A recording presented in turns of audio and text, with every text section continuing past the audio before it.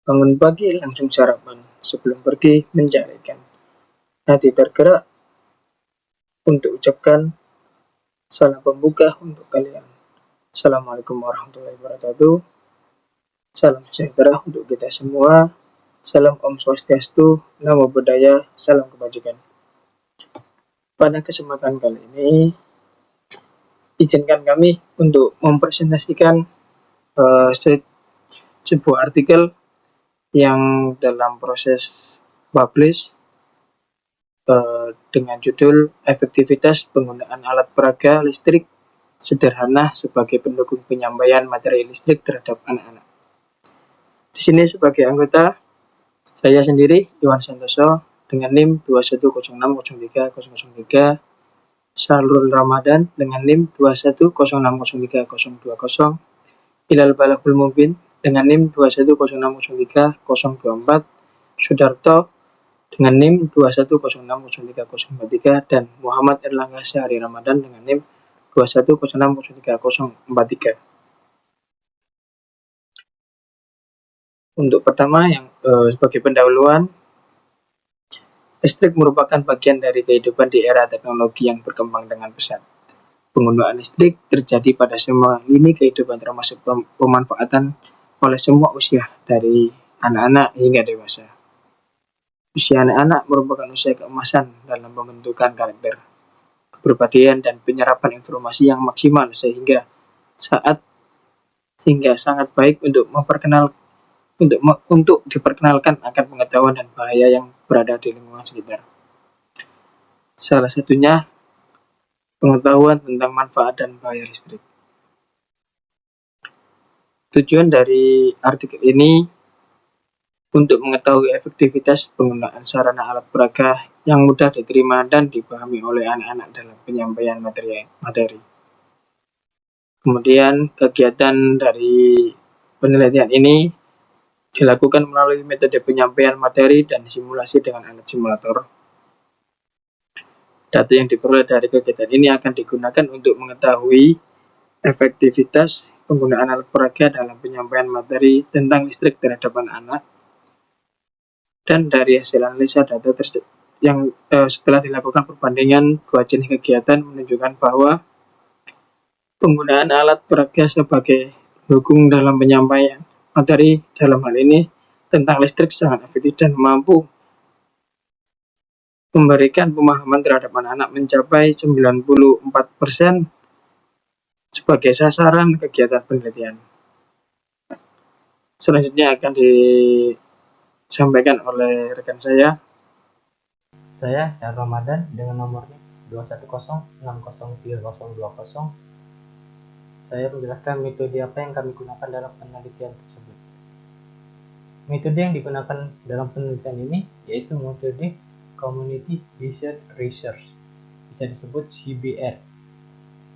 Community Based Research yaitu menjadikan komunitas yang di sini masyarakat sebagai mitra dalam penelitian. Community Based Research sebagai pendekatan yang dikembangkan di ranah akademik menempatkan komunitas pada posisi yang seimbang atau balance.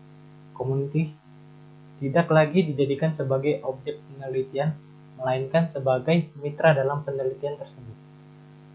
Intensitas keterlibatan mitra yaitu masyarakat sangat tinggi dalam metode ini. Keterlibatan masyarakat pada metode ini terdapat pada level-level tertentu dan peran dalam kegiatannya.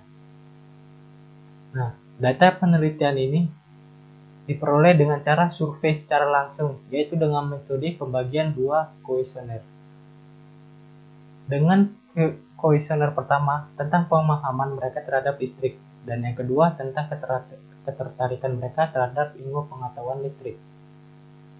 Kegiatan pengumpulan data dapat melakukan survei atau polling kepada anak-anak yang terikat pemahaman dan perasaan terhadap kegiatan ini untuk mengetahui apakah anak-anak dapat memahami dan senang terhadap kegiatan dalam rangkaian mencari keunggulan dan kekurangan kegiatan dan materi serta cara penyampaian sebagai dasar evaluasi untuk kegiatan selanjutnya.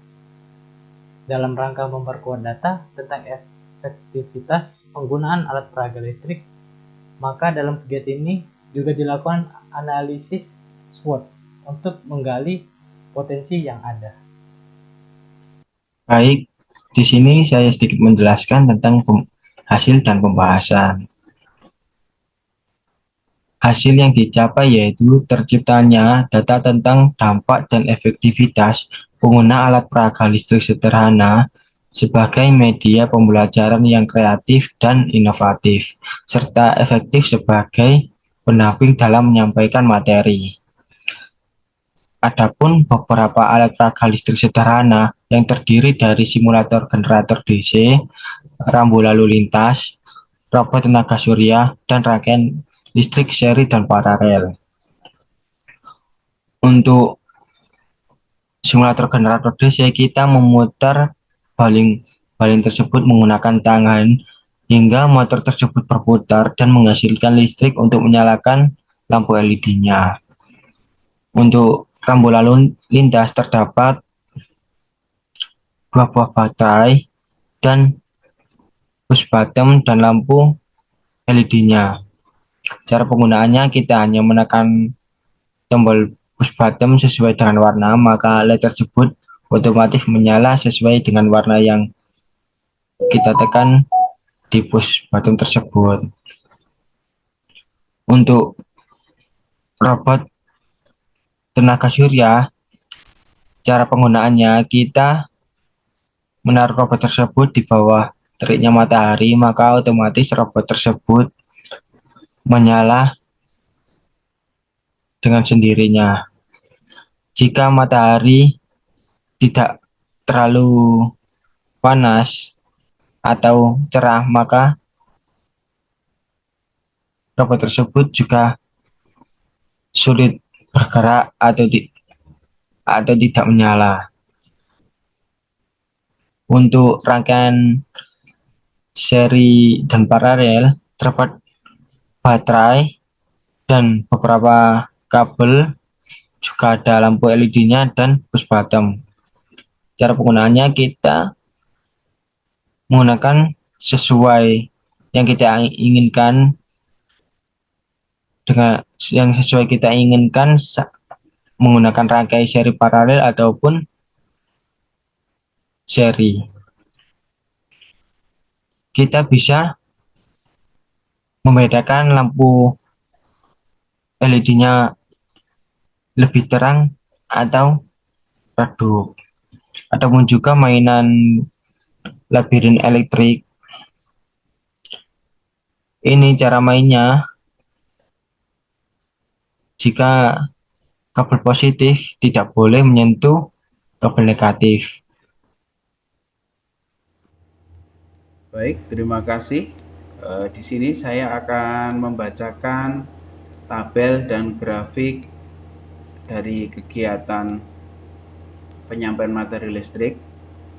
Dari tabel 1 dan grafik 1 diketahui jumlah anak dari total 17 anak yang memiliki pemahaman yang baik tentang listrik, yaitu sejumlah 5 anak atau 30%, dan pemahaman yang kurang baik adalah 12 anak atau 70%. Ini adalah hasil dari penyampaian materi hari pertama dengan menggunakan media PowerPoint tanpa alat peraga. Sedangkan hasil penyampaian materi dengan menggunakan alat peraga di hari kedua, dari 17 orang anak yang mengikuti kegiatan, 16 mendapatkan pemahaman yang baik tentang materi listrik, dan 1 anak yang pemahamannya kurang baik, yang itu pun juga disebabkan oleh beberapa faktor. Nah, grafik 1 adalah penggambaran dari tabel 1. Ini membahas tentang pemahaman anak terhadap materi yang disampaikan. Pada tabel 2, hasil wawancara terkait perasaan atau ketertarikan setelah mengikuti edukasi. Pada hari pertama, dari 17 orang anak yang mengikuti, 8 menyatakan suka, 7 biasa saja, dan tidak suka adalah 2 anak. Nah, ini adalah persentasenya. Suka 47%, biasa saja 41%, dan tidak suka adalah 12%. Sedangkan hasil wawancara pada hari kedua setelah penyampaian materi dengan dibantu alat peraga, dari 17 orang anak yang mengikuti kegiatan, semuanya menyatakan suka atau 100% dengan materi yang disampaikan menggunakan dengan alat bantu peraga. Begitu, terima kasih.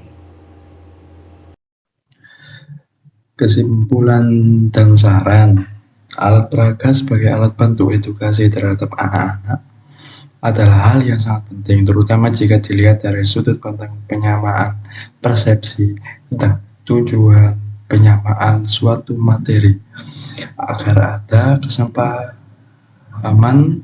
kesalahpahaman dan meminimalkan distorsi karena perbedaan daya tangkap setiap anak. Yang pertama, memberikan edukasi terhadap anak akan lebih mudah diterima dan dipahami jika dilakukan dengan menggunakan media pembelajaran yang menyenangkan dan mudah dipahami oleh anak-anak, karena usia yang memang masih butuh banyak belajar akan hal-hal baru. Tidak dapat dihindari, maka cara yang benar adalah dengan dipandu dan diarahkan dengan tanpa mengurangi kebebasan anak-anak untuk berimprovisasi. Yang kedua, adapun saran untuk pelatihan ini yaitu alat peraga listrik sederhana ini menawarkan kemudahan bagi orang tua maupun lembaga pendidikan untuk mengajarkan listrik kepada anak-anak, sehingga diharapkan anak-anak memahami peralatan listrik serta manfaat dan bahayanya. Sekian presentasi dari kelompok 4. Bila ada kekurangan mohon dimaafkan. Sekian, terima kasih. Wassalamualaikum warahmatullahi wabarakatuh.